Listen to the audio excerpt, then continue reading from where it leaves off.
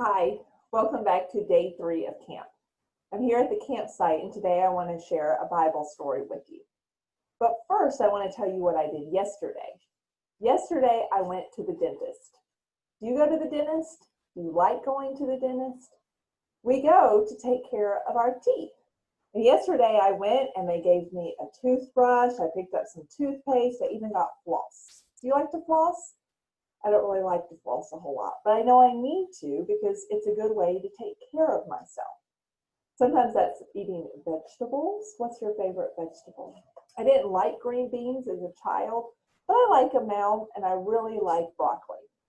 I also think that I need to exercise, and perhaps you've gotten to do some of that in a nearby park this summer. I know that exercise is important, so sometimes I'll wake up early and go for a good walk around my neighborhood. It's really important that we take care of ourselves, because when we take care of ourselves and we make sure that our whole bodies are healthy, that our minds are healthy, then that means that we can take care of others. But it's just first and foremost really important to take care of ourselves. Well, today I want to share with you a story, and I have it here in front of me. I want to tell you about Jesus and a conversation that he had with some other people. So listen to these words. Jesus and the disciples spent a lot of time in Jerusalem. Jerusalem's a big city in Israel. One day, Jesus was at the temple, a place where people gathered to worship God. It's kind of like our church buildings. Jesus was teaching and telling stories, and a lot of people listened really eagerly. But they also had questions. And there are some men who weren't quite sure about Jesus, weren't sure they liked him or believed what he was teaching. And so they asked him, "Who gave you the power to do this?" And they gave him some trick questions. Should we pay our taxes? What happens after we die?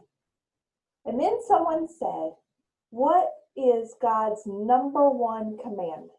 Now, a commandment is like a rule that we follow. So if we were going to be good followers of God, what's the number one thing that we should do? And Jesus said, the first is what we all know. "Hear, O Israel, the Lord our God, the Lord is one. You shall love the Lord your God with all your heart and with all your soul and with all your mind and with all your strength." Love God. And before they could ask any more questions, Jesus kept talking, and he said this. The second is to love your neighbor as yourself. These are the two most important commandments of God. So the first one is to love God with your whole being, everything that you have. And the second one that's just like it is to love your neighbor, and here's the catchphrase, as yourself. As yourself. Do you love yourself? We have to love ourselves before we can love others. And when we know how to take care of ourselves, then that means that we know really well how to take care of others. So how this week could you love yourself? Could you rest and take a break when things feel stressful? Could you close your eyes for a few minutes and talk to God? Maybe you could read a favorite book. Maybe you could spend a little time outside looking at flowers. Is there someone in your family you could call that always makes you feel good? Someone who could help support you with whatever you're feeling this day? It's really important that we love ourselves. So today we are learning all about loving ourselves. So I hope you enjoy all the other activities today. And remember, love God, love our neighbors, and also love yourself.